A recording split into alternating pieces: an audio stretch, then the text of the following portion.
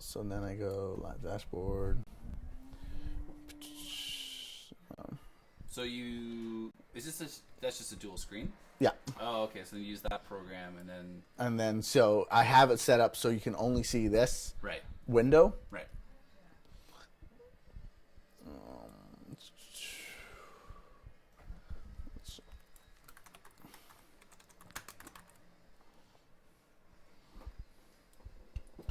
Oh, there we go. Hey, Jordan, how's it going? We have a guy here. We're just chatting. What's up, man? And it's always great because you got such a big leg here. Hey, Jordan, how's it going? We have a guy here. We're just chatting. What's up, man? And then we have the live here. Okay. So basically, I keep it like this so I can check to make sure everything's going on. Oh, cool. Okay. Hello, Maria. Things are going very well. We're just hanging here with Dave. Why don't you tell us a little bit about your band and what you guys are up to? I'm looking at this guy. I'm Dave from the Vth Circle, Vth Circle. We're a melodic metal band based out of Vancouver, BC. Just about to hit the road with another local band called Social Arsonist. Hitting most of Western Canada, BC, Alberta specifically. Are you playing any shows near Surrey? I just found out one of our followers, I call him Agent H because I can't pronounce his first name, is in Surrey. Surrey, no. Closest one to Surrey is going to be, well, we're playing the Rickshaw the 18th. Yeah. As part of Metalocalyptic. Metalocalyptic. Yeah, it's a mouthful. Metalocalyptic fundraiser festival. Basically, metal festival for all the bands in the local area with female members or female fronted, etc. Oh, that's cool. Yeah, so it's a fundraiser. Then why are you guys playing? Gig's a gig. I don't. We just got hooked up with it, so we took it, and then so then after that, we're out of town for straight 2 weeks. Next nearest one to that would be Kelowna. Go, Cass. Kelowna or Kamloops towards the end of the month. Awesome. Yeah. Hello, Alfredo, Maria. Oh, I'll just call you Stacy Max, as you say, and Timothy Timmons. All these guys do awesome covers. Alfredo's back.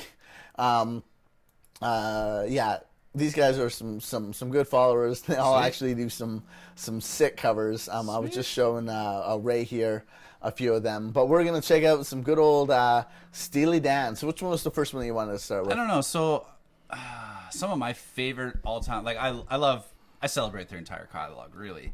A few of my favorite songs, Hey 19, which is at the very top of that, great all-around tune. Deacon Blues, another all-time favorite. I mean, those two really, that to me is Steely Dan. Sweet. Well, let's check out. Save the first one. Yeah.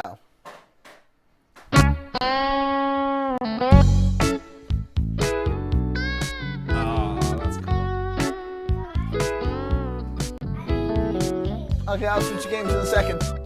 So yeah, I love the split screen. You know, having both the rhythm and the lead. That's really cool. Yeah.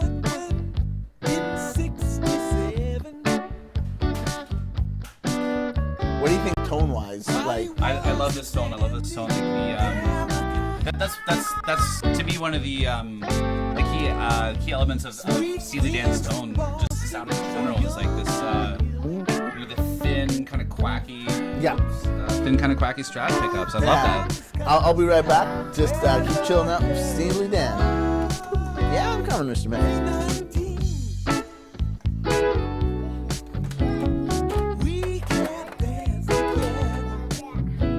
Okay, sounds good. Please take me along when you slide on down.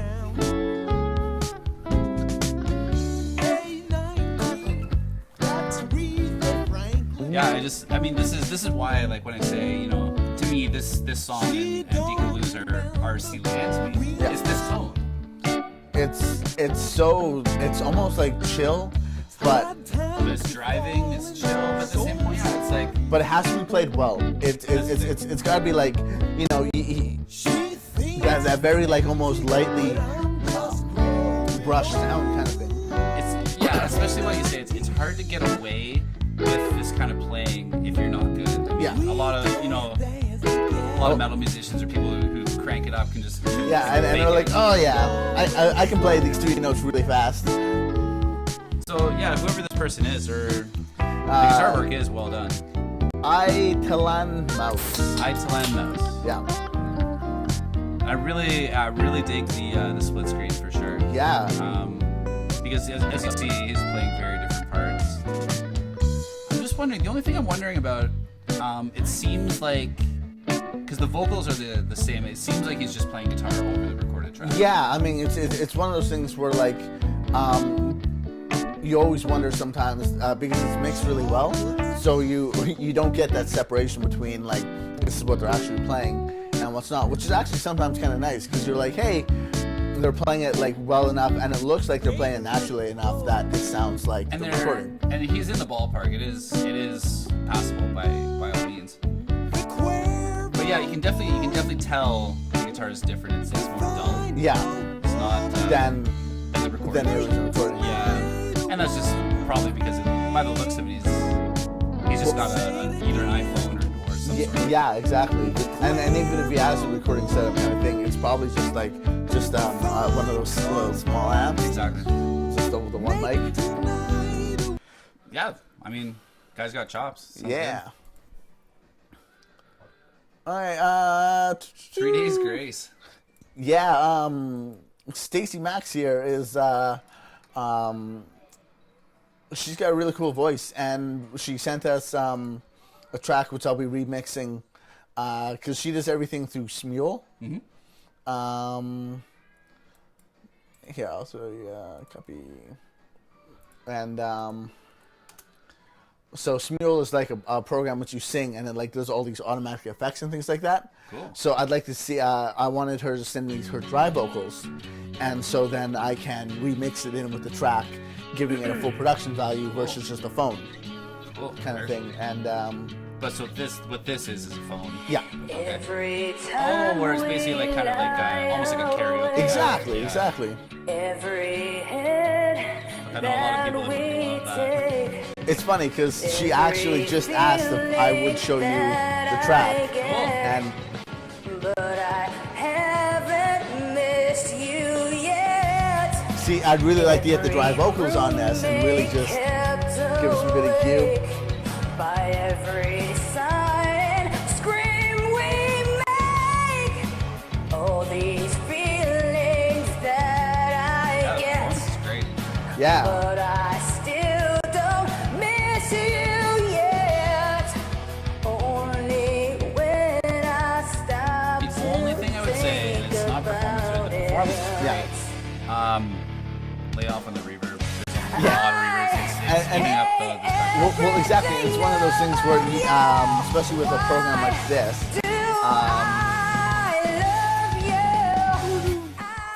is that it's either reverb or no reverb. You don't have any control over it. Yeah, so it's like, oh yeah, I want the reverb, but then it's like you're washed out for like most songs. That's a pretty big downside to the program. Yeah, but it's nice because, as you said, it's almost that karaoke sound. You go in that karaoke, there's like the 4 delay and the extra reverb. I mean, as like I was gonna say, like, yeah, you're right. In a live setting, it's just like an instant go-to sound. Yeah. Like hearing this at somewhere like Studio Records or Funky's, it would be really cool. Exactly. Yeah, but really digging the performance. This lady's got some chops, that's for sure. Yeah, exactly. So yeah, she says thanks so much. No problem. But that song takes me back. That's like Yeah, that's radio 10 years ago almost. yeah. But it's so good, and it stands up so well. All right, what's next? What do we got?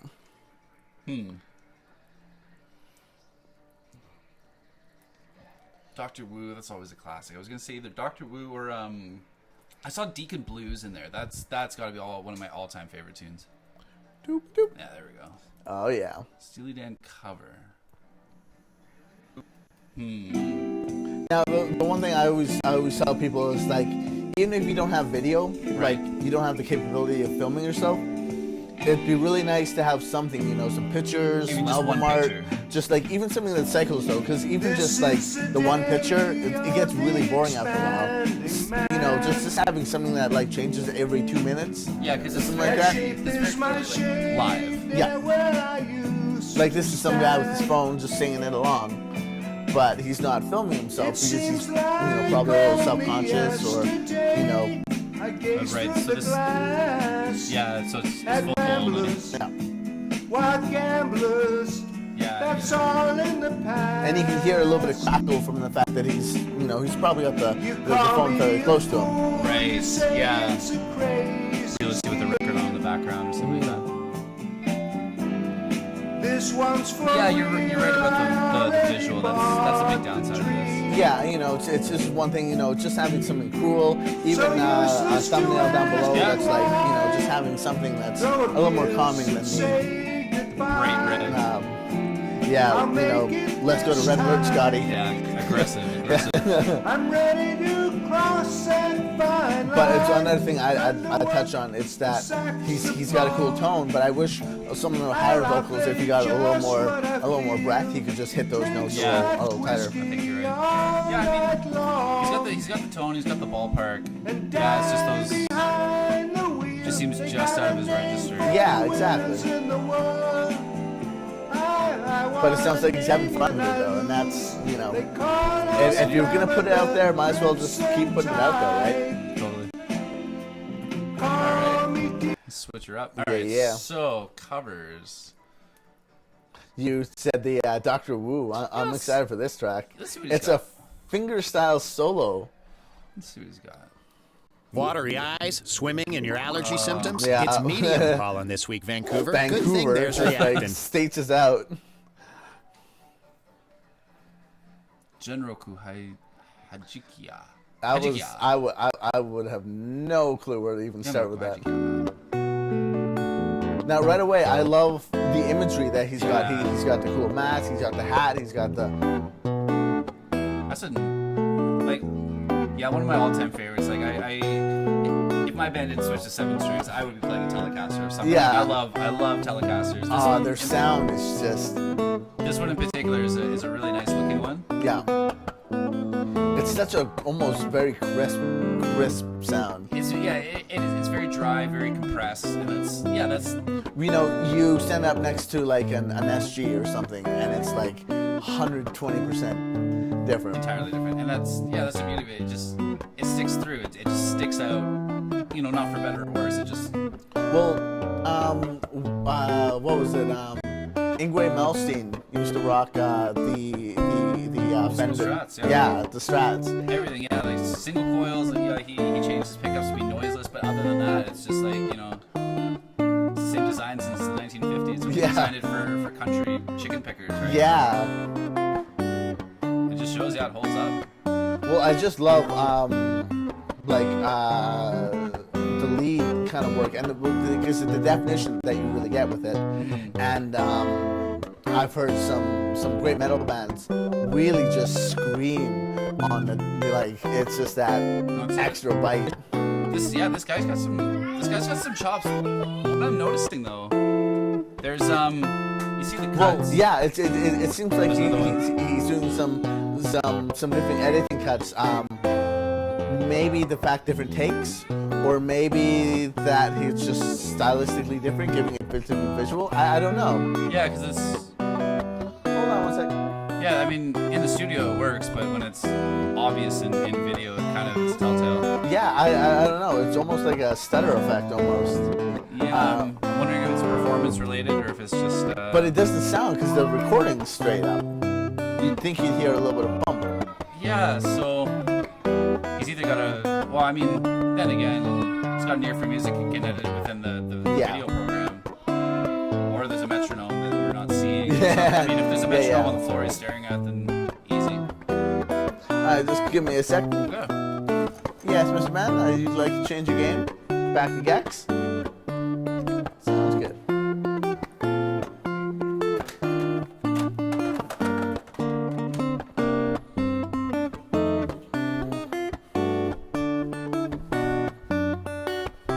Jordan Gallagher wants to hear us James. Listen to his cover of Enter Sandman by Metallica. Oh, That's fair. That's a classic song, though. Jordan's been one of our longtime subscribers. All right. And he puts out videos so much. It's awesome. All right, I'm stoked to see this. There we go. I also want to say, Stacey just says, thank you. Any advice for starting tours? Oh my God. Any advice for starting tours? Advice number 1, don't do it. Yeah. Don't do it. It's not worth it. On a serious note, advice for starting tours, honestly, give yourself as much time as possible. I do mean that. Ours took about 7 months to finalize. We only finalized transport recently. Give yourself as much time as possible, and get to know people. Do not piss people off anywhere you go. Just get to know people, talk to people. Even if it seems irrelevant at the time, just talk to more people, and the more people you know, and then that's the easiest way to do it. Just keep plugging away. Don't be a dick to a single person you meet, and just hope for the best. Other than that, it's just hard work.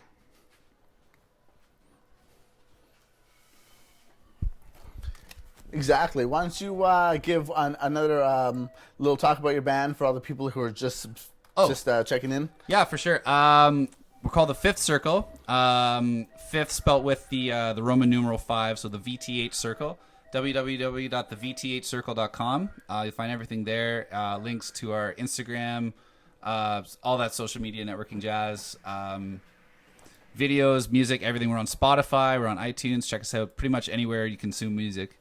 Other than that, yeah, we're melodic death metal band. I think that's the easiest way to describe it. Melodic death metal or melodic groove metal or whatever subgenre you want to stick us in of the day. We're based out of Vancouver, BC. We jam in New West, Diamond Sharp Studios. We just did some videos with you guys. Yeah, you did. We just did a live off the floor shoot, which James did for us and edited for us. We just did it basically right in our space. Everything turned out good. The videos are awesome. I can't thank James enough. You guys were just killer. And then we're trying to figure out. We're trying to go for a larger scale shoot for the next time. We're trying to still figure out realistic logistics. Plus, everybody works, and we're going on tour, and so. Other than that, yeah, we're just busy. We are, for our BC leg of the tour, we've been training up the drummer from the co-headlining band Social Arsonist, Danny Sever. We've been busy doing that, and Danny Sever is going to be joining with us for half the tour. Shout out to Danny. I'm super stoked. Would that also mean he's playing 2 sets a night? Yep. So we'll be playing a pared down set for the 3 BC dates. Yeah. And then, headlining all the Alberta dates, which I'm super stoked about. Yeah, Alberta's cool. Alberta, I love Alberta. We're going to, we're hitting Distortion in Calgary, which is honestly one of the nicest stages I've ever played. Nice. We're hitting. Wait, is it better than the Rickshaw? I like the Rickshaw. I see. This is Yes, Eli. Until the 18th. Okay. I'll be right back. Yeah, so that's to answer your question. Until the 18th, I've never played on Rickshaw. So not yet. Not yet. Oh man, it was my first gig ever. I'll tell you a story about that in a second. Maria has a question. Maria, this way, Eli. Is 33 too old to start a band and to try to make it big? Well, no. Is 33 too old to start a band? No. To try to make it big? No. If you're not a musician, Eli, your mind crossed over here. I would say 33 might be too old to start being a musician for the main reason that just due to people's work lives and work schedules. I have a crazy work schedule. I have 0 time. So if you're trying to learn an instrument at 33, I would say that's a very tough one. If you played music all your life, 33 it doesn't matter the age. She's the singer who did the 3-Day Grace cover. Is that sorry? That's she's the singer who did the 3 Days Grace cover. Oh no. If you can already sing, it's just a matter of finding people who you can work with and have a schedule. No, that honestly, the age is nothing. Age you want is some chips? That's a little bit of soda. I have an older video. You might like. Hold on, I love Led Zeppelin. Sweet. So after I'll see if Enter I can get you. Sandman, Go hop up. Timothy Timmons wants us to have a look at Whole Lot of Love by Led Zeppelin. Okay, I'll get you. Cool. Awesome. All right, cool. Enter Sandman. Enter Sandman. Such a classic song. Yeah. This was when I was in high school. This was one of the first songs when I played bass that we did at a talent show. Mm-hmm. Nice. And it was interesting.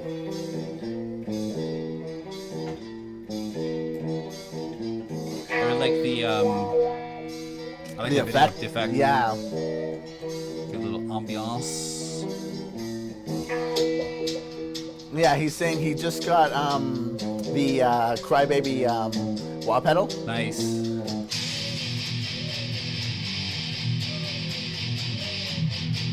I'm assuming that's a Marshall of some kind. That's very Marshall-y. Yeah.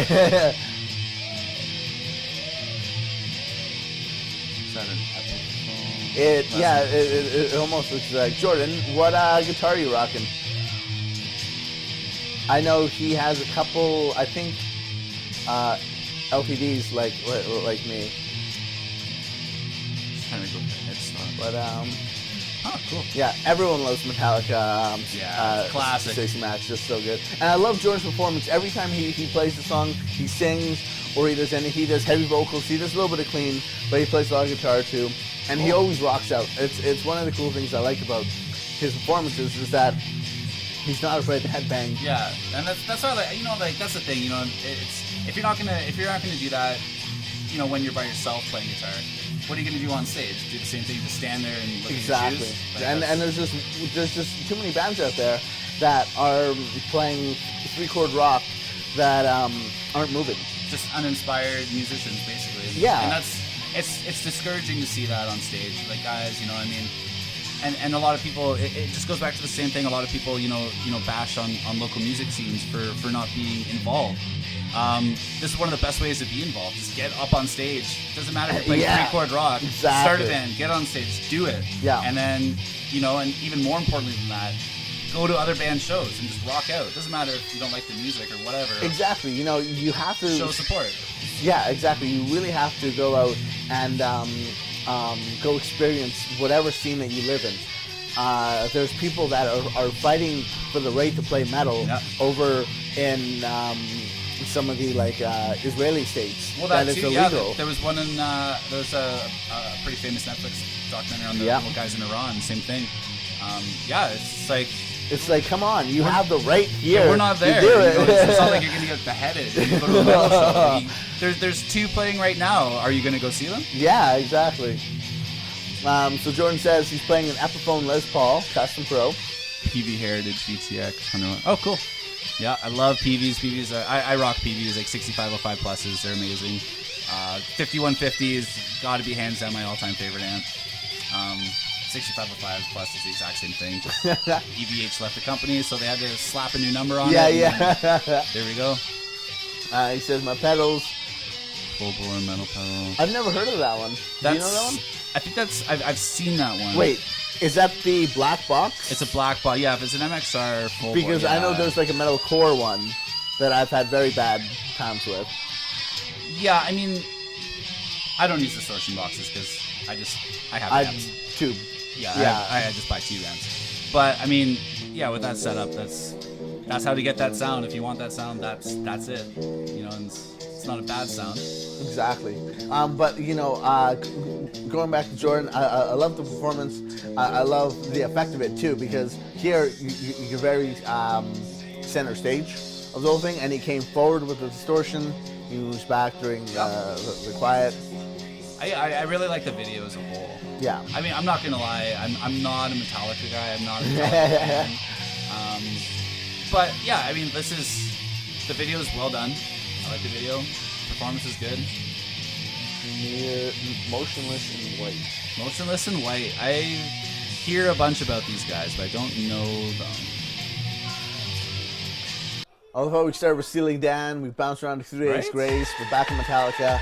Oh, I love stuff like this. First of all, I love these like 8-string guitar players.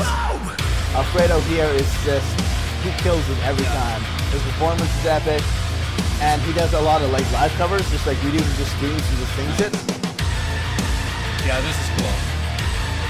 Honestly, if I was in the band, it's kind of cheesy. So I'd probably be doing the exact same thing. Oh yeah. Strip off the weight of morality and check it at the door. I'll show you the worst in me. Blow out the candles, I need not a wish. Featuring Jonathan Davis. So I was gonna say, like, this sounds like porn. Yeah. I didn't see that. Sorry. I'ma have my cake and fucking eat you too. It's my party and I'm dying for Now, one to condenser die mics when first. I want to This mic that he's got right there. Yeah, It's the best mic you'll ever need to buy. You can buy a $3,000 USB-7. Yeah, it's but pointless. This mic is $400 Canadian brand new. and it's so It's good. amazing. It's the best mic I own. Well, for vocals. I use it on everything. I use it for my hats, for cymbals. Yeah. Basically, like, for adding cymbal mics, spot mics, stuff like that. Works okay on guitars, too. Well, yeah, you know, Everything. yeah. One of the things I love about it is just the amount of clarity that automatic drums with it. I mean, as you can see on the back, it's got a few EQ pushes. Yeah, it looks like he's got a roll up and then the mid end. Yeah. So, I mean, Which can all be done in post, but you know what? I'm a big fan, like especially, and you know what I've been trying to teach myself in all the production that I do, and from all the people that I've learned from, the things that lessons from. Committing at the source, getting it done at the source. If you know that's the sound, click the button, get the sound. Don't worry about the later. That's the sound you want. One of the biggest things that I found just from making this mistake myself, you know, for example. Recording the vocals for Metal for Steely Dan and whatever, and you know what that sound is in the top of your head. True. Don't put 7 mics up and then pick the best later. That's stupid. Yeah. Pick 2. Yeah. Listen to them both. Kill the one you don't like. Go with it. And if there's switches on the back plate, they sound good. Go with it. Exactly. Especially, you know, a lot of YouTubers and people watching this don't know, you know, they're always asking, you know, what's the best mic to buy? And it's never what the best mic is. And what mic suits your voice. And what sounds good. Yeah, I mean, we have a 58, and we use that for 95% of our covers. Yeah, there it is, right there. And it gets the job done because we know what we want it to sound like at the end of the day. So we take it in, we do some cue, we do compression. I have basically everything in my head and just bam, I know what sound my voice wants. And that's it. And then, that's it. I mean, like, you don't need all this extra stuff. And if you really think, you know, if you're listening to a singer, mid-range, or this or blah, blah, blah, so I'm going to stick a different mic in front of it. No, your singer probably sucks. Yeah. You just choose a singer, not the mic. I also love, there's just not enough bands that are willing to make hard choices in band mix. Especially with the small pool that is out there for musicians. That's it, right? So if you want to go big, you got to get the best of the best. I mean, you just have to go whatever's after, whatever you have in your head, just go for it. Exactly. You already know it. Don't waffle because you'll waffle forever. You'll never pick anything. That is one of the truest phrases ever. Right. So Timothy Timmons wanted us to check out. Do you remember what? It was Led Zeppelin something. Whole Lot of Love, I believe. Yeah, he did Creep, and that was really cool. Really cool. Whole Lot of Love, right there, third from the top.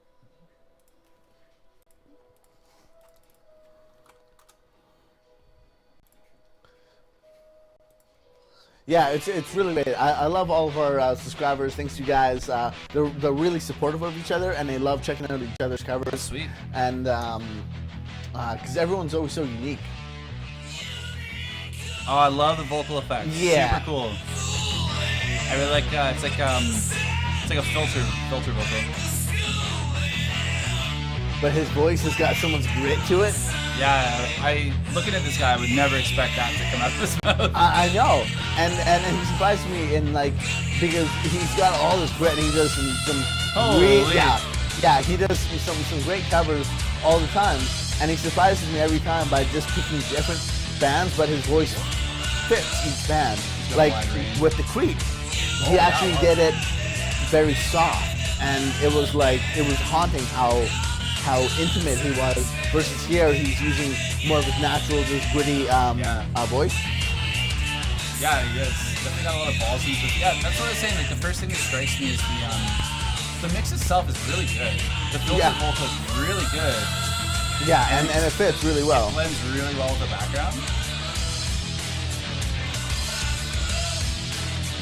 And it's funny because vocals back then were almost like, very more bandwidth restricted. Yeah, definitely. And you never got super full vocals on it because, the bass took up even a little high. Like, it was just differently cued back then than records are now. Plus the mediums, right? I mean, like, number one, imagine going through all these, hardware units in a big studio.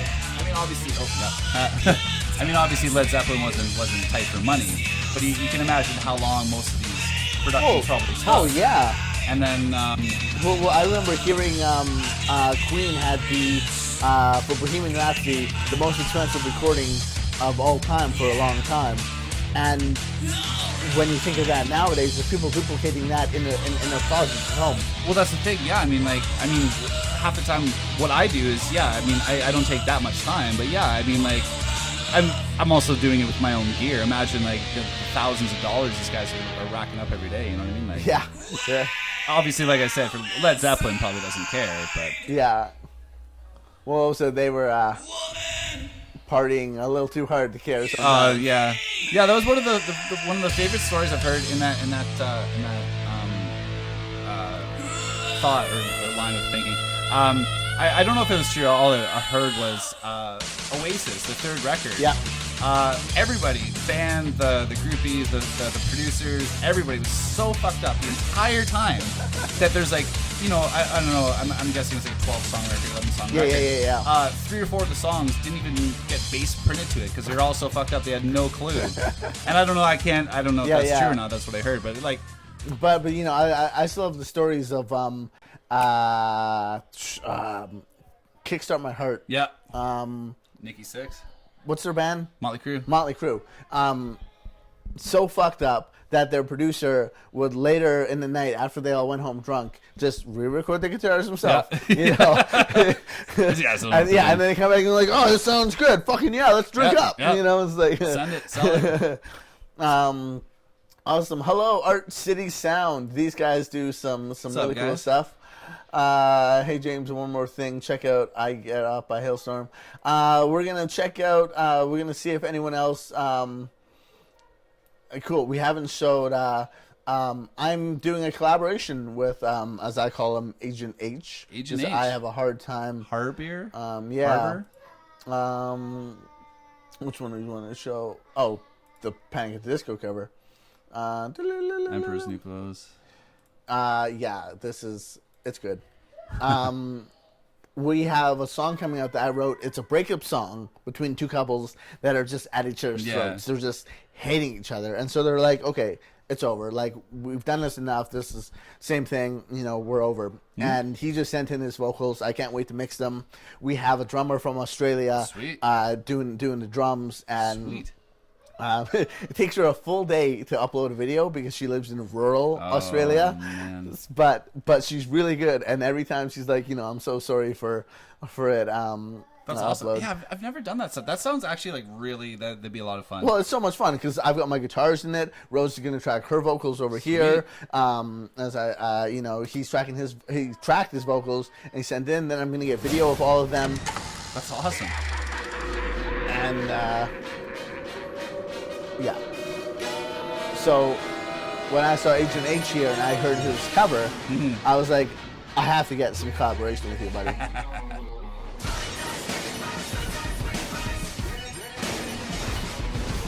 Welcome to the end of eras. I'm not familiar with this band. Panic at the Disco reminds me of a cross between Queen, it's like something like Sum 41 or something.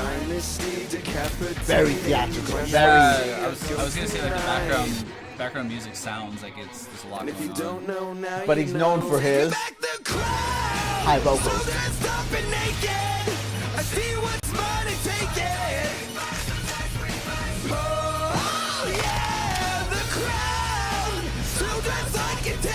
This is awesome. Yeah, and he's got a lot of grit to his voice. I just love it.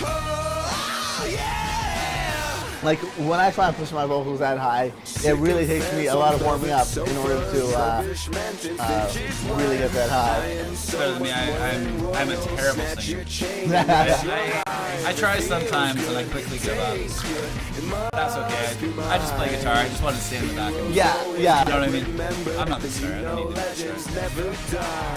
Speaking of which, though, since we have a bunch of people watching,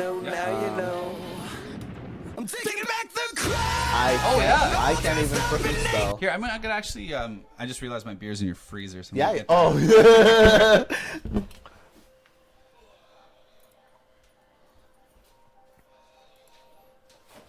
Hello, beer. Yes, Art Silly. Yeah, I'd love one. We will totally check out your your metal covers. So for sure. Yeah.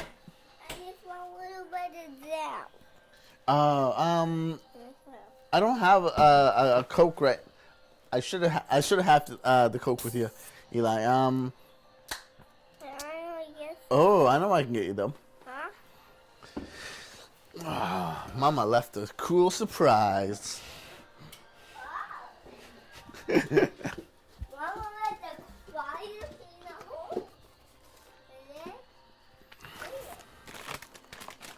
Where'd it go? Oh, somewhere in here. Maybe I got taken out last time. But thanks, Art City. Show me Panic at the Disco. Yeah, I gotta check out Panic at the Disco. I've never actually. Other than that song, I can't tell if I've ever heard anything they've done. Okay. How do I get you guys to review one of my metal covers? Yeah, I'll put them in Art the bowl. City Sound. Just tell us. Just give us a link to, or even just say what. Say the name of your file, and we'll just look it up on YouTube and review it right now. Here you go, Eli.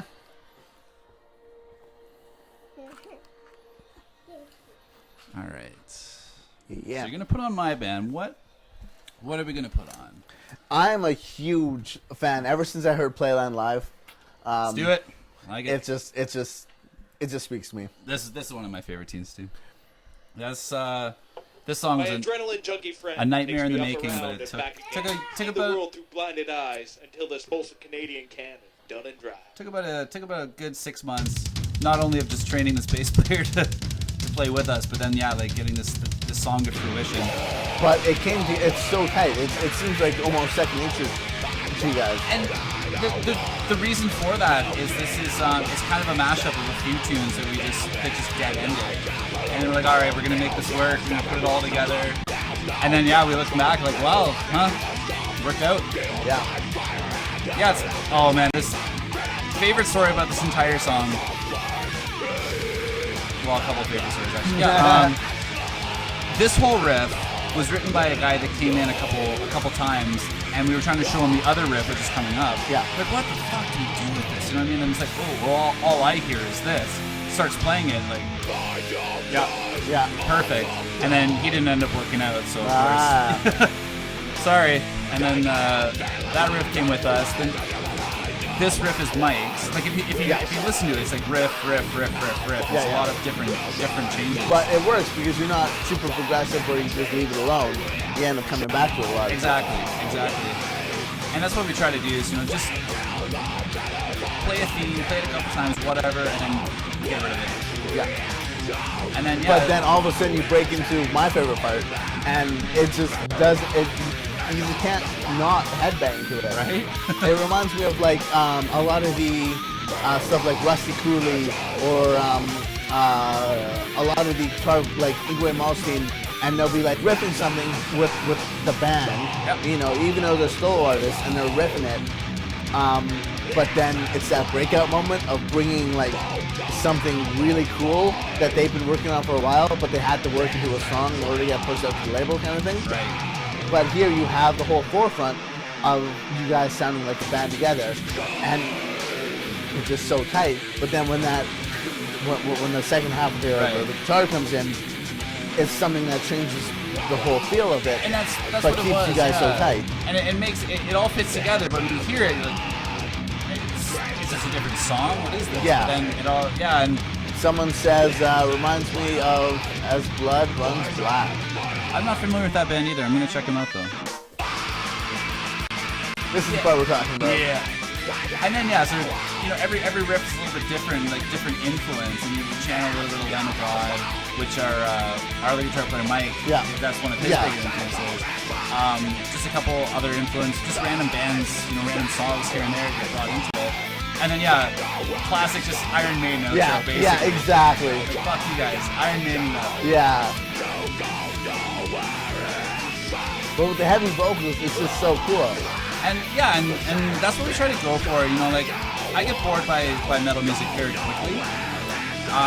Especially all the open riff stuff. And that's it. And not just playing it. When you listen to bands, you're like, all right, like another whole record, the same thing. How low can I go? How low can you go? No real solos. It's all it's just 1 to 5 or 1 to 6 riff. 1 to 5 or 6 fret riffs. Yeah. It's all low. It's just. Which is great. It's all good, but it gets boring. Yeah. So you want to just what we go for as much as possible is just dynamic changes, quiet to loud, switch everything, tempo changes.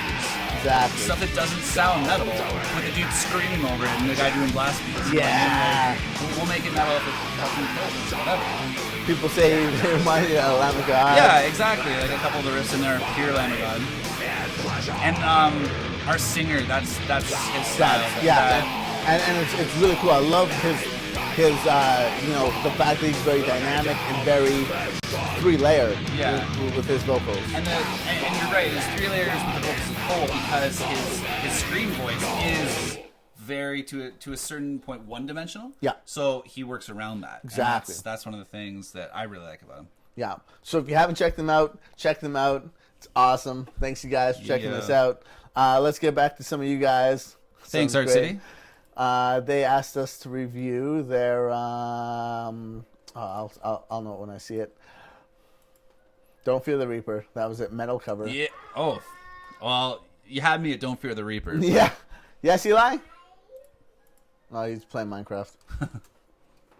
I feel old. I don't even know what Minecraft is. The premium all-season Motomaster SE3 tire. I'll be right back. With enhanced traction and wet. Yep. These are beans. Yeah? I enjoy them. Okay. Nice studio. But I like the other one. Which one? Yeah, I was gonna say this guy's got to be the one bringing in the cowbell.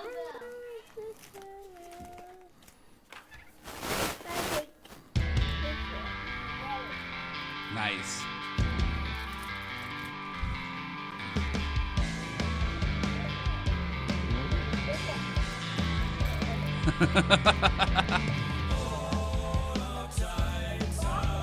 Yeah.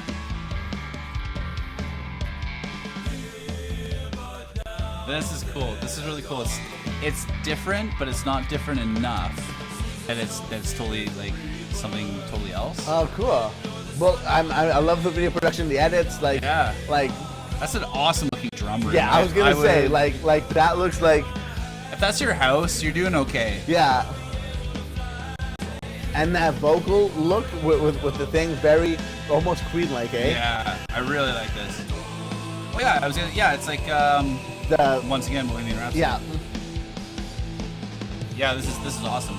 And then having the funness, because I always say to people, if you're putting covers on YouTube, you can never be too serious. Yeah. Like freaking have fun with it because people want to be engaged with. Oh, this guy. I mean, like you got to channel to Will Ferrell if you do any video of this at all. There's got to be. I mean, the only and this is completely ridiculous. The only thing that would make this better is if they had like somebody dressed as Christopher Walken come in and do the SNL yeah. Or even just at the end, like just anything, just a nod to it, just like a thumbs up or something. Yeah, something.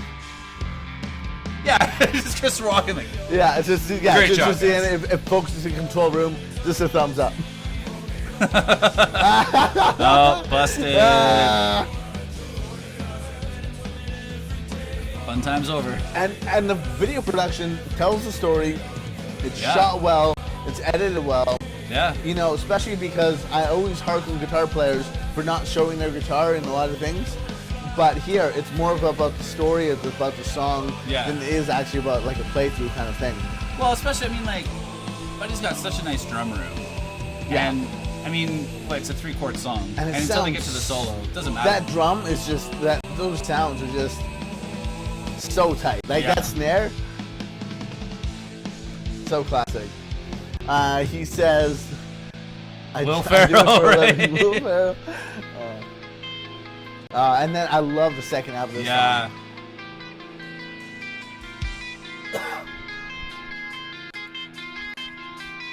Oh, good. I was gonna say. Oh,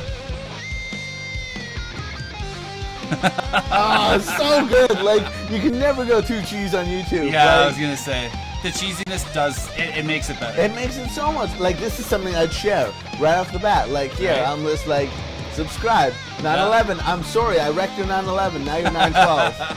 But 1,000 views. Obviously, you know why? Because you make it something to watch, something that people want to share. It's a spectacle. Nobody wants to see another song. They want to see a show. And that's one of the things I love. You know, when you guys do the live off the floor, it's live off the floor. Yeah. But with the videos coming up, I want to see something that like really makes it cool. It's something. You know, Makes it's it not cool. Just, it's not just 5 dudes in a room playing tunes, you know, which is good too. Yeah. But musicians will more follow that than actual Exactly. people, right? Exactly. And that's what we want those people that are going to check that out. We want to go to the show anyway. Yeah, so. yeah.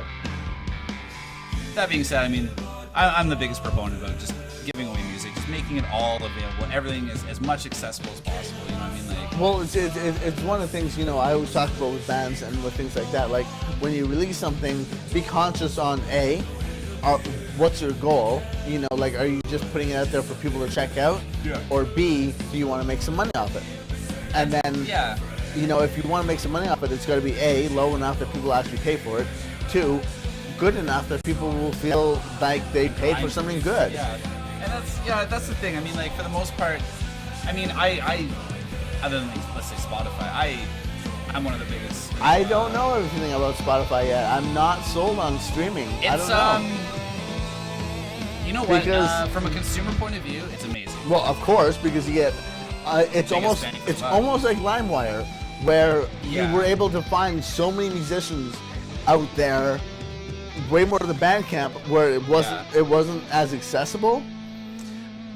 Like if Bandcamp put a Spotify thing, like if they had a radio channel, If they just had a of sexy bands, little app that you could do stuff with. I that- mean, that's all it is. Really. Yeah. Accessible. It's inaccessible. You have to go to Facebook. You have to click a button. You have to go here. And then by that point, most people are like, fuck it, Spotify. And that's the thing. I mean, like, as much as I like it, I am a proponent of it from a. First and foremost, I'd like to Let's thank listen to what he's saying. Rich Bischoff of Studio 14 in Brigham City, Utah. Brigham City, Utah. He saw the first video and showed interest in being a lead guitarist. And this one just seemed to fit the bill, and he killed it. Yeah, he He was did the Reaper. with that Reaper. And, Yeah, More thank you cowbell. so much for liking my video. Don't you mean my video? nice. Well, yeah, I guess. I guess. Winds of change, right?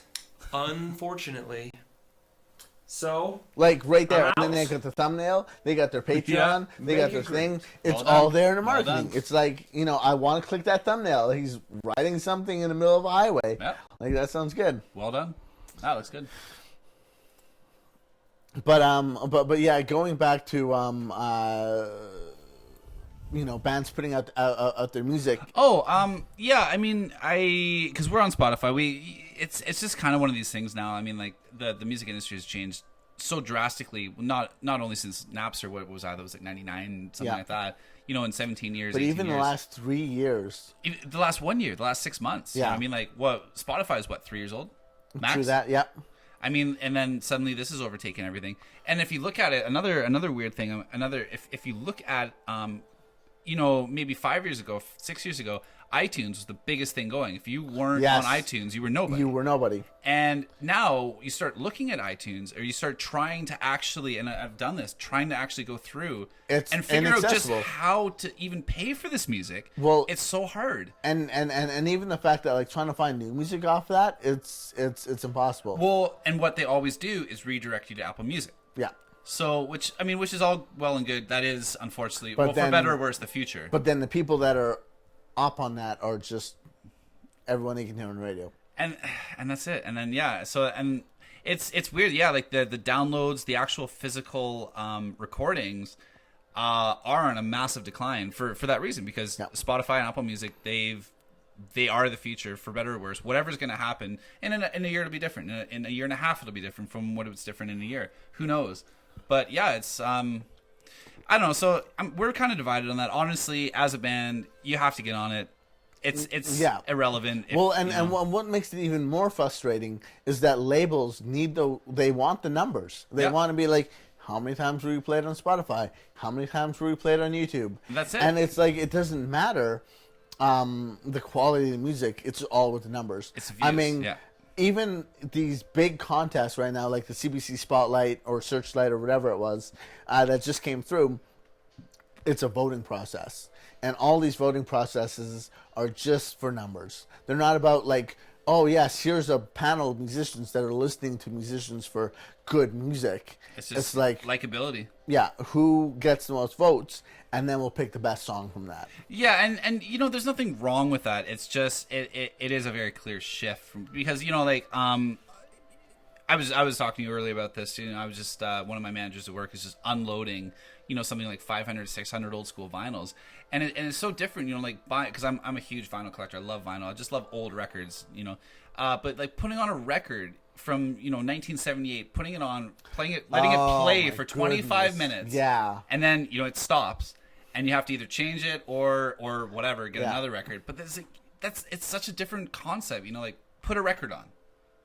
Like song 3 out of 5, it's still gonna play. Yeah, and you just listen to it, and then I find for me that's the biggest shift that I don't like in the newer. I just did a video. Actually, if you guys haven't checked it out, it's the decline of CDs, talking about CDs, how all the HMVs are closing, how all the CD stores are closing, and how back then it was casting a net for people to because if you went into the CD store hoping to buy one CD, you'd probably buy something else. Yeah, you're probably there spending some money. Yeah. And that's what they were really hoping for. Whereas Bandcamp and things like that, musicians with a following can easily sell their music to their following. Yeah. Not really meant for musicians selling music to people. Wide distribution, yeah. But then now with the streaming, we've almost gone a little backwards, whereas it's, like you're listening to something else is suggested, maybe you'll listen to that, maybe you won't. And it's what he said. It goes back to being more about numbers. It's less about putting out that record. Yeah. It's less about putting out 10 coherent songs, cohesive songs that are really good. And you're gonna listen to the 1 to 10, maybe skip 1 or 2 or whatever. Yeah. But that record is what you're listening to, not just a 30-second sound bite of recommended, click, 10-second click. Yeah. And it's that aspect. For me, it's cheapened music, but music was already cheapened by other things before that. So, I mean... one thing I've noticed that's even a more disturbing trend is the whole pre-release Indigo GoFundMe thing. Like, having people fund your thing, that's always cool. Having the fan base fund your album, that's always awesome. Great, yeah. But the amount of bands that are like, if you pre-order an album, you get 1 track. And that's always been like, that's really cool. That's cool. But now it's like, you pre-order an album, you get 2 tracks, and then 3, and then now it's like you get half you get half the album. Yeah, it's almost oversaturation. And it's like, then why am I waiting? Couldn't I just buy the album like now? Like, yeah.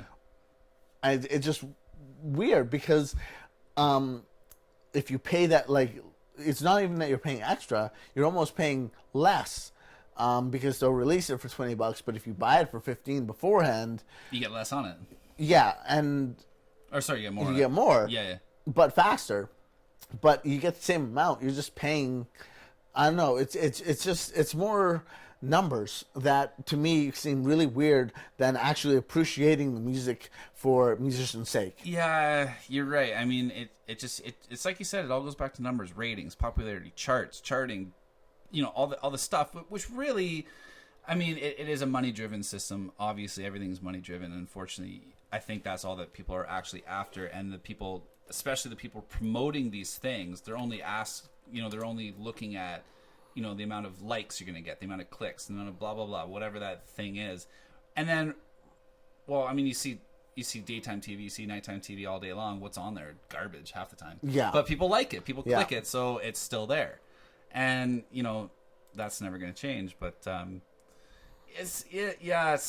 mean, I think a part of it is just oversaturation. I think it is everywhere. You really have to distance yourself, make yourself stand apart in some way, either through a product, through your overall. Well, exactly. It's one of the big things I say with all the YouTubers is then the fact that if you're putting a video out there, what makes you stand apart than the 20 other videos? And whether it's a look, like that guy playing the Steely Dan with the mask. Yeah. I'm going to be like, that's really cool. It's just something different. It's cool. I'm going to watch that. Yeah. Yeah. I mean, it is such a very fickle industry that you really, I mean, the exact same thing will work today that won't work tomorrow, or will work here that won't work there. And it doesn't make sense. No. And you just, that's what I kind of dislike about this industry. Is you're constantly not necessarily making new music, but riding trends. Exactly. And it gets frustrating. It really, sometimes, but at the same point, I mean, like, if you're just making music because you love making music, you're probably on the right track. Well, exactly. Like if you're putting music out there and you like putting music out there, there's nothing wrong with that. You just have to be aware that if there's people out there that might have better success than you just because they are riding those trends, those trends, and pushing the social media and doing everything they possibly can. Now, for better or worse too, because like we both said, it's gonna in 10 days, whatever that trend is will be either gone or morphed into something totally different. Exactly. So and then what do? You just do it all over again. Yeah, exactly. So especially at this point, I would just want to say, speaking of spending money and all that kind of stuff, we have merch. If you guys want to buy shirts, you like wearing shirts, or you don't like wearing shirts, but you like keeping things in your closet, we have shirts. And if you like drinking coffee or good old-fashioned beer, we have mugs that are actually now called women's t-shirts. So if you want to drink some beer off some women's t-shirts, and who doesn't? Yeah, we have some stuff for you, and it comes in a couple colors. So just it's up there for. We have one guy that is actually going to buy one and tape it to the side of his head. Sweet. Yeah. So we're waiting on that video. Shrubs plays music. I'm sure he'll watch this. I didn't actually even know you had merch. That's sweet. Yeah, Rose made this about a couple weeks ago. And like, we do a lot of streaming. We get a lot of views. Why not have something for some people to buy? Yeah, totally. That's awesome. Yeah, I mean it's just like you're saying. What was it? I'm trying to build this into a bigger thought, but yeah, like one of the biggest things like that I've been forced to learn, especially in a band who's also like Ray was saying earlier, working very hard to not get screwed by the other 99% of people want to screw you. And what you really have to do, what I learned the hard way, or not necessarily the hard way, just the not so easy way, the hard work way. You have to build a band as a brand, and it's not just. It goes back to what we were saying about, unfortunately, will I get paid for the music? Not necessarily, but that's not my focus anymore. Because I don't, and I'm also a consumer. Yeah. I don't like paying for music. I like supporting bands. Yeah, exactly. But I don't like paying for music. I don't think we should. The things we should pay for example, merch, support, come out to a live show. Drink beer, drink a ton of beer. Hang out with the guys, man. Like, go see your band. I've met Dragon Force by waiting around and hanging out. I've met Firewind, Children Bodom, all those guys, because they're just like us. They just want to feel appreciated and be like, yo, that's awesome. You guys came to our show. handshake right and there. then a lot of the time too, you want to run up your bar tab because they get tipped out on that. Because they get money. Exactly. You want to support a band, go to a bar and drink their beer and make sure you make sure bar you go talk to will them. book that band again. Exactly. If you don't show up, or if you do show up and you stand there and stare at your shoes the whole time. Oh my god! And nobody else. I hate the guys that are just in the back. They're just like, I'm judging you. The whole time. It's like, cool. Guess what? What might happen to that pub in the future is what's happening all over Vancouver now. People show up, they watch these bands, they sit in the back, their arms crossed, and just judge. Yeah. Don't drink at the bar. Suddenly, that bar no longer hosts live music because they don't make money. Funky Winker Beans, Media Club, Railway, etc., etc. And then this is you want to support your local media scene or your local music scene. Go to a bar, buy a beer. Sit there, watch the bands, have a beer every hour. You don't drink, have a beer every 2 hours, whatever. That $5 is something. One of the biggest things back in the day was that bars had a normal following of people that would just go to the bar and just listen to music. Yeah. And it's switched nowadays, and there's nothing wrong with that. But fans of music just have to realize that if they want music to still be around, they have to go spend that time. Stacey Max here says... I can cover and make them my own by showcasing my vocal talent. That makes me stand out. I think, It does to an extent, Stacey. Like we love the look and we love the amount of effort there's some. I always hate it because women have to put in more effort than guys do, just in the pure fact of appearance. Unfortunately, it's one of those unfortunate. Yeah, and but all your covers, they have a great brand and a great look to you, and you sing a variety of covers, which is really nice. But one thing that I would start doing is growing that, is doing something, grabbing a couple friends, putting an ad on Craigslist, being like, hey, I'm looking for an acoustic guitarist to come film some videos, or to come play some live shows, and put some more videos up of playing some open mics or things like that. And then when you're at those open mics, there's a little thing called hand billing, which I love. It's old school. A lot of people don't do it now, but if you have something physical that says your web address or your band logo or anything that people can just take home for free, it's like, oh, I woke up with this handbill in my pants. In my hand. It's like, oh, okay. I'm checking this band. Oh, or like, this person singing. Cool. Oh, that was a great band. I don't even remember their name. And it's like, what? bam. Oh, sick. Yeah, or like what we do is like drop cards, for example. It's exactly one of the coolest. It's not necessarily the cheapest thing to do, but if you're what people did a long time ago is just that you print out CDs, go to a bar, hand it. Oh, hey, cool band. Here, check me out. Yeah. Now, obviously, computers don't even ship with CD-ROM drives in it. I know. They're useless. Yeah. I mean, what do you look at it? It's a beer coaster for me. Anyways, so yeah, you get business cards is great, stuff like that. It's just like, boom, check me out. It's a website. Done. The biggest thing I could say to any artist is Facebook is not enough. It never will be enough. Facebook is, quite frankly, dying. Twitter is dead and gone unless you're Donald Trump for whatever reason. Or you already have a following. There's no way to build a following for musicians or bands or anyone starting out. And yeah, so the easiest thing I'm trying to say is, what we did. I'm not trying to say like, oh, what we did is the best thing to do, but amalgamate everything into www.whatever.com. Make sure once you go to that website, it's got all your social media stuff, everything, all that stuff. A lot of websites will even host YouTube, everything is HTML, so you can put your whole YouTube channel over there, and people can go and click your and Spotify, it'll bring them to everything. Exactly. So just have something accessible across everything. So I mean, honestly, yeah. So you use Facebook, you use Twitter, you use blah blah blah. Everybody can type in www.com, and then those three things are already there. So from that's a great stage, a great place to have a staging ground for your brand. Don't just sell music. You said I sing covers and make them my own by showcasing my vocal talent. Your vocal talent is what will get people interested in you. But beyond that, I mean, what's something different? It's all to do? you. It's all you. Doing vlogs. Letting people know. Because especially on YouTube or anything online, you have to sell yourself as a brand if you're not being a personality or something like that. So if you're not putting on a persona, you have to sell yourself as a brand, and that means more than just once a week kind of covers. Well, it most specifically means more than just being a singer. Yeah. What else do you do? What else do you sell? Do you try to sell and sell is a loose word, but try to push or promote something special that you do? Because there's a lot of people that are singers, but you're a singer that does whatever that is. Exactly. And that's what sets you apart. Yeah. Either, if it's stylistic videos, then that's something that might be it. If it's, like, fill in the blank here, really. Like, well, even, one of the things is that, coming from a viewer perspective, your makeup is always on point. Why not put out a video just being like, this is how I do my makeup for all my YouTube videos?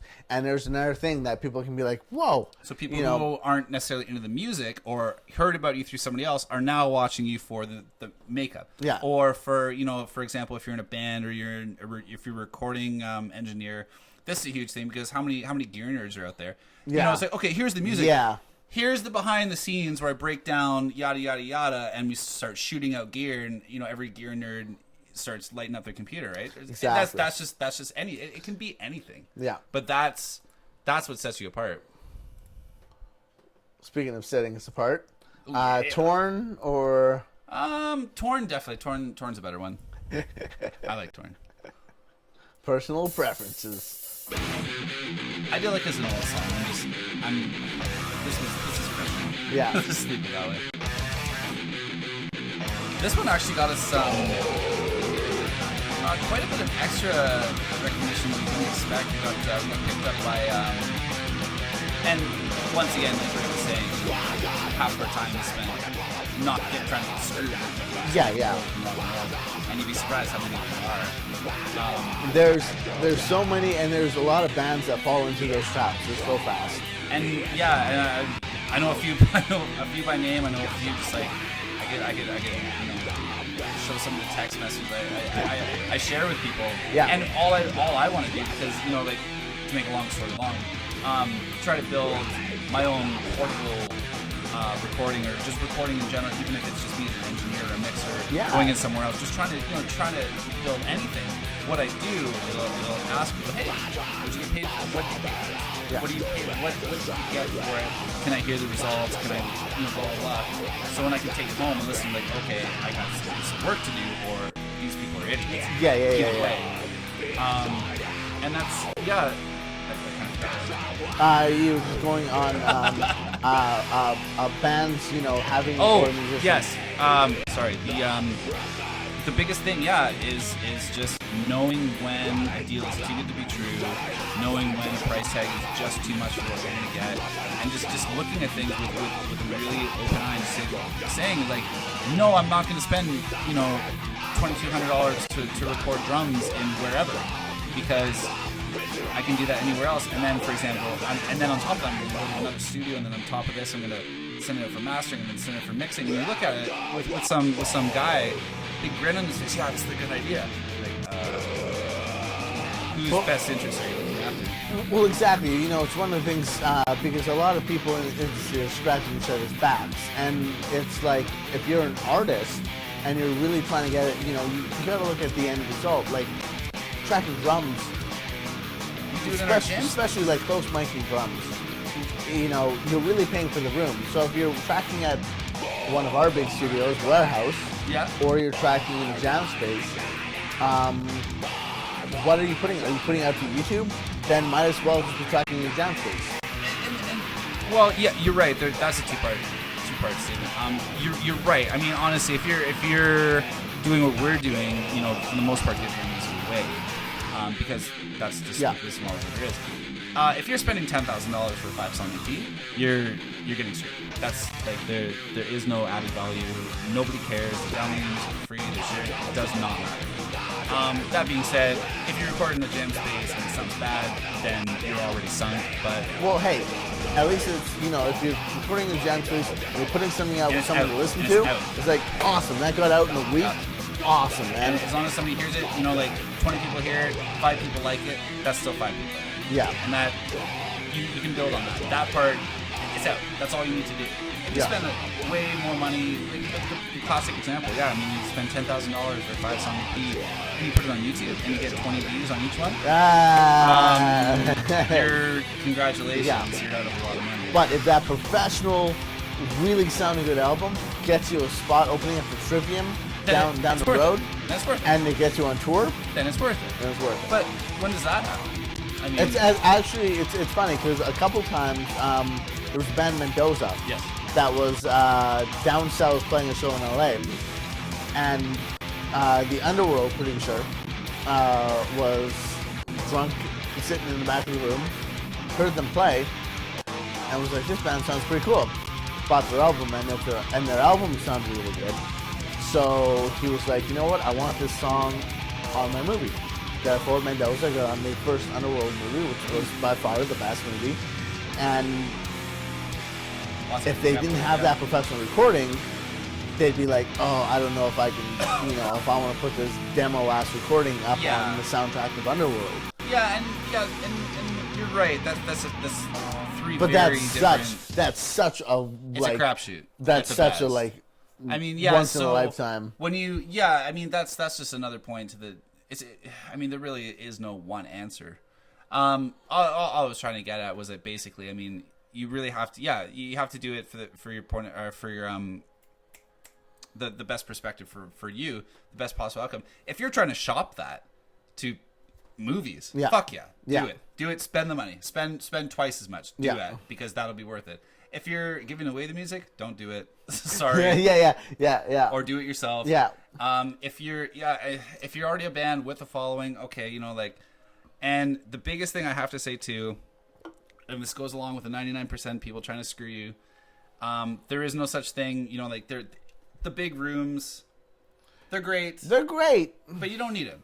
No. By any means. You do not need it by any Especially means. for putting out products that are just getting down to MP3s, that are just sitting on our phones. And I've heard a ton, like especially from Hammer Records, we hear a lot of music and recorded in your basement. It sounds awesome. Recorded in the warehouse. It sounds awesome.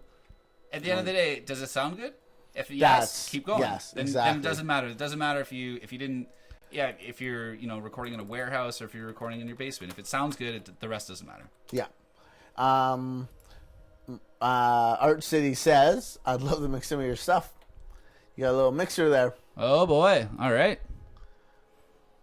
Can you give? I don't know if you want to check us out, but if you can give critiques on the mixes that we have online. I know they're just YouTube videos, but any critiques that you have of what we have right now would be nice to hear. What do you? Facebook.com/ the Vth Circle. Yeah, honestly, a lot of this is it's DIY. I have a full mobile Pro Tools rig myself. I've done most of this myself. The last two songs we did in a recording studio, like a student recording studio, and it was mixed results. I'm not gonna lie, mixed results. It's always mixed results with and it was students. I mean, luckily I went to school for it years and years ago, and I was able to jump in. Like I said, mixed results. When Rose and I went to a student for some help, he took 30 minutes setting. Like he went into the where all the amps were. Yeah. Took 30 minutes, and we're sitting there just eating some Subway, and I'm like, okay, like what's going on? So I go poke my head in. He's figuring out like all this like. I know audio engineering, but there's like the audio engineering and there's like measuring out tape distances between mics. And he's like doing that for the 58, 57 and on a guitar cab or something? Yeah, he had the one for the bass one, the D12 or whatever. No, it's like a flat long, it's a Sennheiser. Not a shotgun. No. Flat long.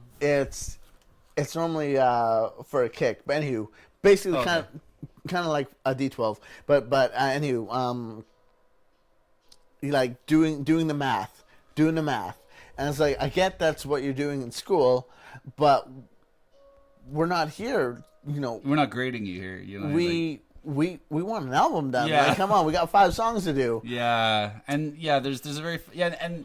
Not to name anybody, not to trash anybody or say anything negative about anybody because that's not what I'm here to do. But yeah, I mean, like it was very basically that. When we got in the studio, And the place we were at, very thankfully, they had really helpful, basically live-in techs that taught me how to turn on the board. Because I know how to use Pro Tools very well, and I went to school for that. Their studio is very old school, where it was, what do you call it? Because I learned on Pro Tools controllers, basically everything in the box. And then I walk into a studio where nothing talks to each other, and you have to patch it all in. And you have to do it the old school way, which is great, but nobody knew how to do that. Least of all the student who was recording us. So we were already, right as soon as we started, we were in big trouble. And then, thankfully we had techs that helped us. But yeah, I mean, it was a learning process for me for sure. I got in there and we saved it. It worked out, but yeah, mixed results for sure. And it definitely wasn't easy. And yeah, there's a couple examples too. I mean, we all learned on the fly. It's not necessarily a bad thing, but it definitely was. It's eye opening. It's like, forget what you learned in class. Look at the clock. Yeah. This is what time we got. Make something happen. It was one of the things, like, I always got high praise. One of the, I'll just pull up right here. I remember I post, as a lot of students do, they post that on Craigslist looking for bands. Of course. Well, this one band, it's a ska band, and they're like, we're an AP ska band. We need some demos done for a factor grant, but we want 5 songs. And a lot of students are like, oh, our project's only 1 song. Yeah, final project, 1 or 2 songs. Yeah, but I'm like, no. I can guarantee you we can do those 5 songs in the 4-hour session that I've got. We showed up early. Oh, yeah. We got everything ready to roll. And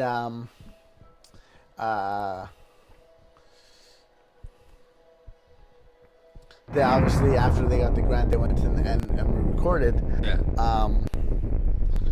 But this was one of the tunes that we went out and we hashed out. Hit him with the band, the imposter man. Ain't no excuse.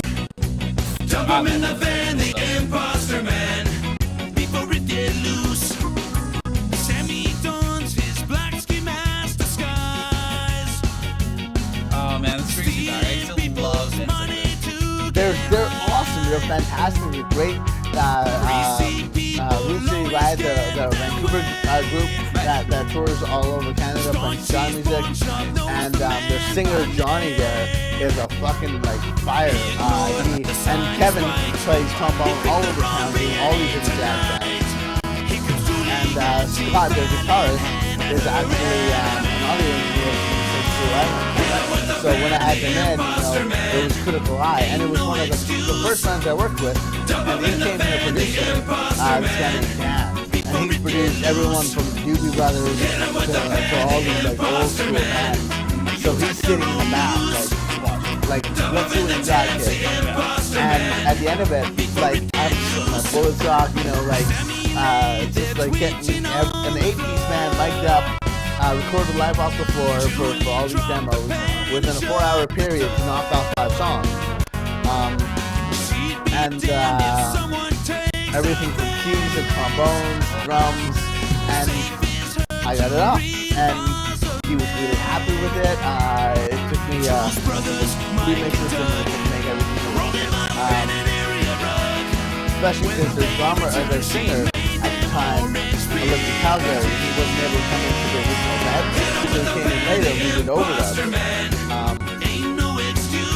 But they're such a fun group to work with, and it was really good. Usually Dan's still stand up, and we check out the guys a number of times. They play around town great. They put on a great show. It's always just so much fun. I love seeing bands like that with 8, 9, however many people. Yeah, it's always a good show. Yeah. What we got here? Play piano and guitar too. And yeah, YouTube is always a great school to learn software. I mean, it's one of the greatest things, right? There is. I will say that though. However, it's a great place to learn. It's also a great place to get misled. Oh well, I mean, there's 100. I love looking up mixing. Yeah. Oh my God. Vocals. There's a million and one, and every second one tells you that the first one sucks. Don't compress this way. Compress this way. Actually, do it the opposite way. Yeah. Next one. Oh, screw both of those guys. Here's the third way. Yeah. And then, for example, now a webinar with Yod Nevo, who comes in and says, blah blah blah blah blah. This is the way you do it with X product. Yeah. And it just goes on and on and on. And then mixing plugins with only 4 plugins. It's like, why do you need only 4? Why do you need 4? It only takes me EQ, compression, and maybe reverb and delay. And that's it. I mean, there's a lot of things. It's like why only 4? Yeah. Why need 4 at all? It just goes on and on and on. Well, it's really interesting. I just did this. It was a makeup video, and I did a couple of interviews on it, and I needed to use an expander. Mm-hmm. And, I don't use it a lot because normally when I track vocals, it's all very close mic, and I'm pretty good. But here, I use an expander, and it fits the situation and all this kind of stuff. And for a lot of people ask me, what should I use, compressor or expander? And it's like, it's black and white. It's like compressor just brings everything in, and expander brings everything out. And that's it. I mean, there is no one way. No. There never will be. No. There's never one preset you can put on a vocal and be like, that's killer! Or else all these people will be out of jobs, and this whole thing wouldn't exist. Yeah.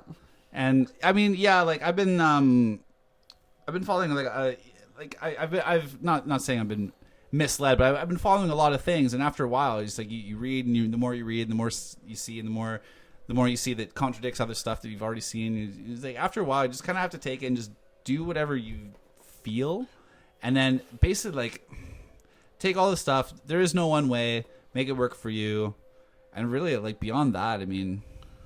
Well, there's no wrong way to make a sound. One of the things Art City Sound says here, the results speak for themselves. And that's it. Their video sounded great. Yeah. It was mixed well. The drums surprised me, they sat so well, almost like as if the record. Mm-hmm. And everything sounded, because they were obviously crafting their sound for the record, trying to hark back to. And that's what we were talking about earlier. Yeah, it's like you go out when you start, and it's the same thing. Like you don't bake a cake. You don't like when you want to bake a cake, you don't, sorry, I messed up that. But yeah, if you want to, if you want to bake a cake, you don't pull out chicken stock. Yeah, or you don't bake a cake being like, I'm going to throw this in and it's going to make a cake. And I'm just going to figure it out later. No, you get a recipe. You want to bake a cake, you do it deliberately. Yeah. If you want to make, a rock record, you do it. You have a certain sound in mind. I'm going to use this. I'm going to use that, and then you go do it. Exactly. Yes, Mr. Man. I will. Timothy Timmons, I like cake. What kind of cake? Tell me what kind of cake you like. I prefer chocolate. All right. Would you like to review some more music? Okay. Anybody want to no autocorrect there. Yeah, I'll right. turn it up. Any suggestions for music videos of any kind to review? Anything? Any suggestions? Let's check in their Art City. Yeah, let's go to Art City. Those guys are pretty awesome. So what do I do here? All right, so you click the 3 dots on the side there. Yeah, and then go to channel. Go to channel. All right, let's see what we got.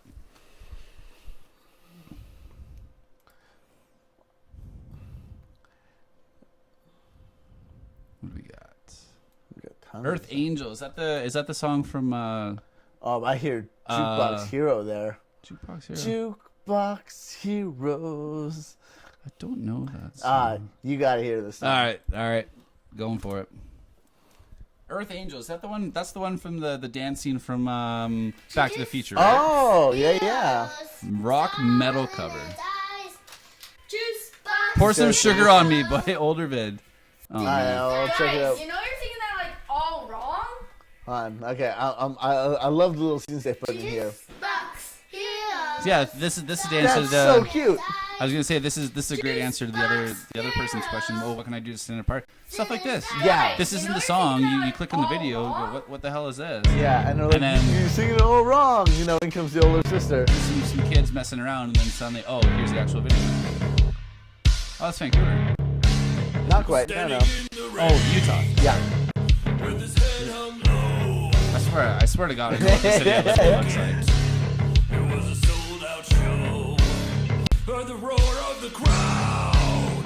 You could picture the scene. This is one of those like 80s real like rock songs. Yeah.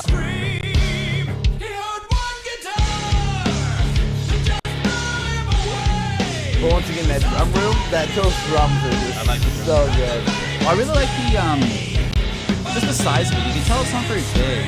So, like the size, the size really works in its advantage because it sounds bigger because it's so loud. Yeah. I really like rooms. I mean, everybody in their grandma will tell you that that's not an ideal. But the sound you get of the rooms like that, I love.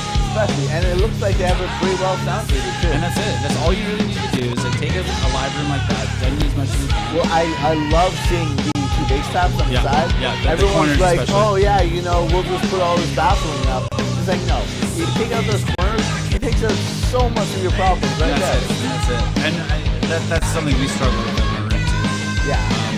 Also, we have a massive room. I remember jamming in a room where every time I hit the A on the low fifth, it was like boom, boom, boom. So like, I'd be riding, and I'd be like boom, boom, and then I get in my bass. Like boom, boom, boom, boom. When you put it that way, actually, our room doesn't sound that bad. Yeah, because I've never had that, so that's good. Yeah. Our room, I mean, I'll be honest, it's a converted factory. Yeah. It is what it is, but I mean, like, it's shocking, like the quality of recording you can get out of there.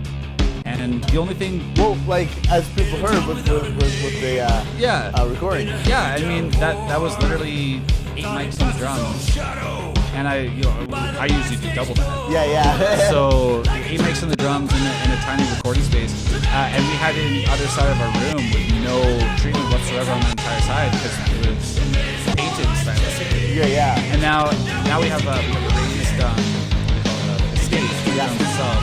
I saw that. Two corners. And from the other side of the room, like, we could just have people just put their iPhones in or whatever, and like take a shot, and we put it on the stereo. And it's like, this isn't bad. Like our room actually sounds okay. Yeah. And that's just like through an iPhone. Yeah. And that's the thing. If you pare everything down and it sounds good or something like that, you're doing something right. And that's the thing. Yeah, I mean, you can have this room, you can have all this production, and this is the thing. Like, I also love it. Just the fact that with lighting, they got the one light on the back now, and they got the outside here. But like it looks so stylized because here they got low cameras and they got all these different factors going in, and it seems like the video cohesive. Well done. Well done.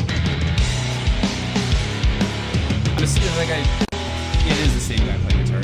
Yeah, and singing. Wow, yeah. And it's one of those things, coming with vision, getting stuff. Yeah. You guys get great sound. Like the drums sound great. Yeah, and that guitar tone too. It sounds nice. You are listening to $8 headphones, by the way. Yeah, but this is the thing. This one, we just said this. Yeah. Like what I mix through. Like I have really nice event TR8s. Yeah. You got four speakers here. Yeah, I got from Safeway because I needed some. And if it sounds good on these, like I mix on $35 Sony headphones. Because if it sounds good on those, you're good. Yeah. You used to have the K240s. You got the Mark II. Yeah. I have those exact same headphones. Honestly, and it sounds so good. Like it sounds like a record. I would buy this record and see these guys live. Like, well, most importantly, it sounds like a record through there. It sounds like a finished product through here. Yeah. And that's all that matters. Yeah. Because exactly. I mixed on those headphones. I mixed on nicer headphones. Yep. They're misleading. Raining. They're absolutely misleading. Exactly. All right, but I really want to see what they just say. He got rain all over his guitar. This is cool. Right? Yep. It's really raining.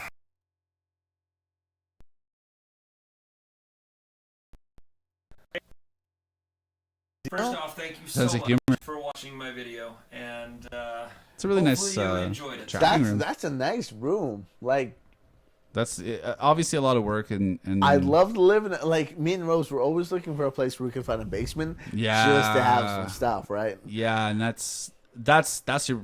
This isn't hard to build. It's just the real estate. No, it's especially if you buy a box room and you end up doing all the stuff afterwards. It's not hard. It's not hard. It takes a bit of money, unfortunately. Yeah. So Marcy says, you know. I had a question for him, and I just can't remember what it was. I can't remember it. It happens. Yeah. So don't worry. A lot of times, I just have a hard time. Hey, channel. See, that's what I love. All you guys are supportive of each other, and it's great. And we love hanging out and chatting with you guys. Mm-hmm. Like we've been at this for now an hour and a half. Yeah, this is cool. And I like this. Half of our like we have like I think double this that always likes to join our chats and things like this. But it's one of the reasons I like live streaming versus when I just record it and put it up. Yeah, it's a little bit more intimate, I guess is the word, but it's a little bit more accessible. It's just people, and because anybody can watch back later. Exactly. But someone up here said, pour some sugar on me. Yeah, you had me at Def Leppard. Yeah. How many arms do you need to drum in Def Leppard? My favorite joke always is, what has 9 arms and sucks?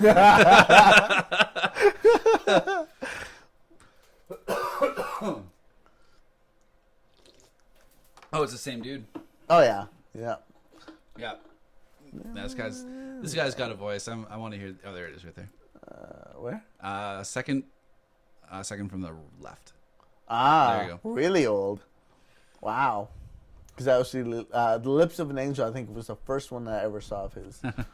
Oh man, honestly, every time I hear this song, it's not a positive memory, but it just takes me back to working in bars and karaoke night. Oh, and then goodness. Sure enough, you get the 7 wasted chicks that get up on stage, sing it out of key, and you're like, oh my god.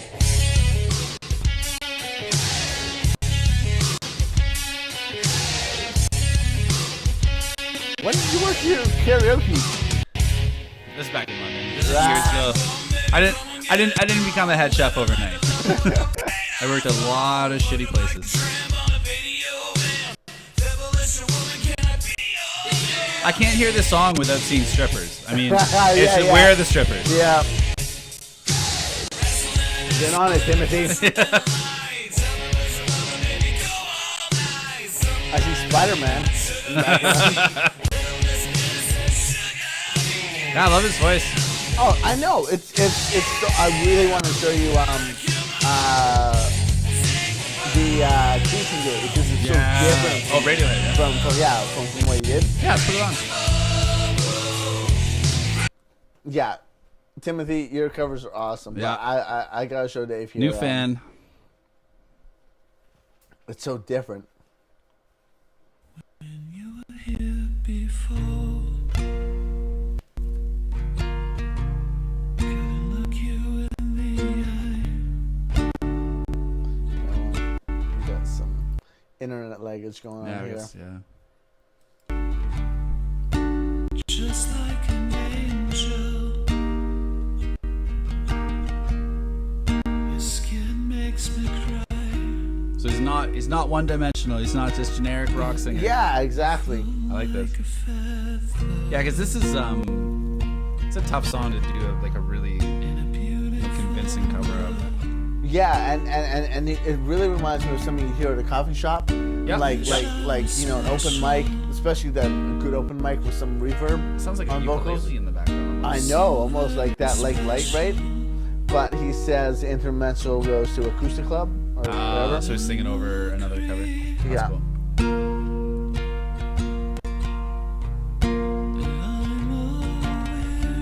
What's up, dog?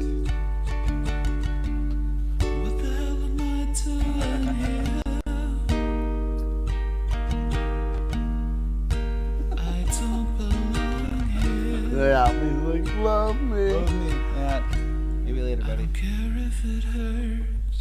Can't just give him everything he wants. Yeah, but I really loved his change from that like normal super greatness. Yeah. guys got a little bit of tenderness in them. Yeah. Yeah, just super creepy. Speaking, ironic. Yeah. Super creepy, just haunting.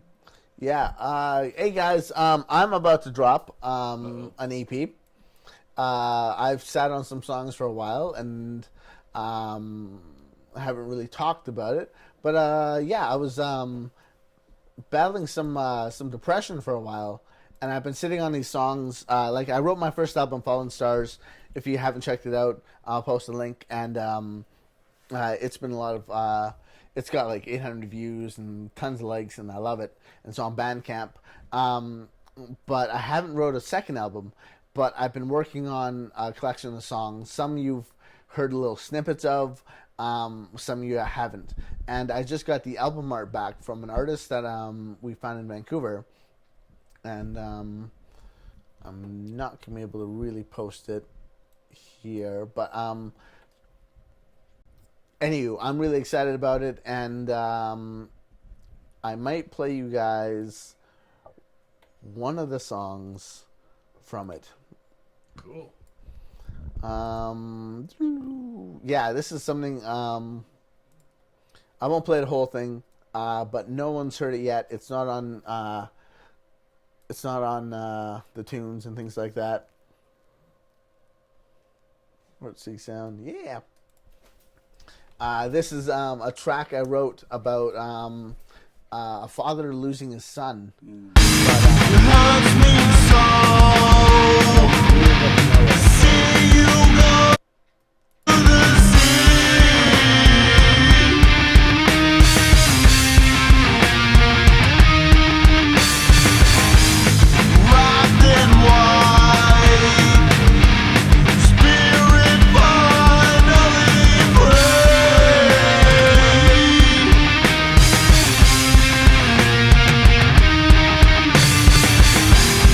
I will always want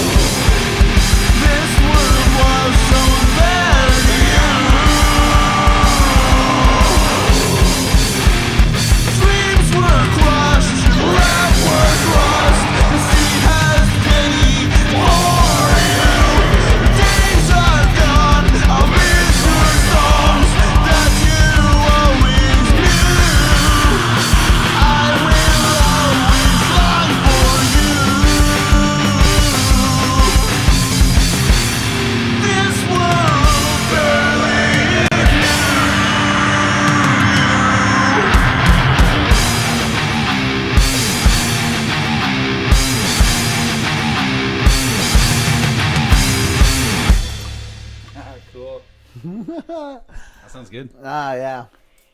Yeah, the guy mastered for free. Nice. Yeah, he's just like, I want to do some mastering. Anyone got any albums for free? And I'm like, oh, right here, boy. Done. Yeah. Was that recorded on with the synth drums or? Yeah, Logic, and then I'm just typing in the drums. Yeah, that's what. I got to do the same thing. I got to get myself a little like the smallest keyboard available because I have like a couple plugins. Yeah. And just like sitting there with a keyboard fucking sucks, and you got to have like, like the piano something. You know what I mean? Yeah. Just it's really tough without it. Yeah. Question. It was great. Okay, cool. I was wondering if that sound went through because I have it set up so you can hear things through this one web browser I have, and I didn't know if people could hear it when I just played it off my like media browser. Nailed it. Yeah, woo! People, okay, cool, awesome. Cool guys. Have some good times. We're gonna call it for now. Yeah, I was gonna say I gotta go make dinner for the wife. Yeah, so. And I gotta go make Eli some dinner too. Thanks you guys for hanging out with us. It's been a blast. Thanks a lot. Yeah. Stay subscribed. Check out our other cover-ups. We have a lot of covers ourselves as well as our originals, and we'd love you guys to check those out. We have a lot of fun with those, and we'd love to hear what you guys think. Check out Dave. Tell us a little more about your band and where we can find you. Check out the Fifth Circle. www.the Circle, as in fifth. V as in Roman numeral. The VTHCircle.com. You'll find all our social media networking stuff there. If you want to look us up individually through Facebook, Twitter, Instagram, Spotify, iTunes, Apple, everything, pretty much we're out there. Check us out. We're on YouTube. We're on everywhere. You can find us. VTH, the VTH Circle. I'll include the link down below. And thanks for coming on and hanging out with us. This is fun. And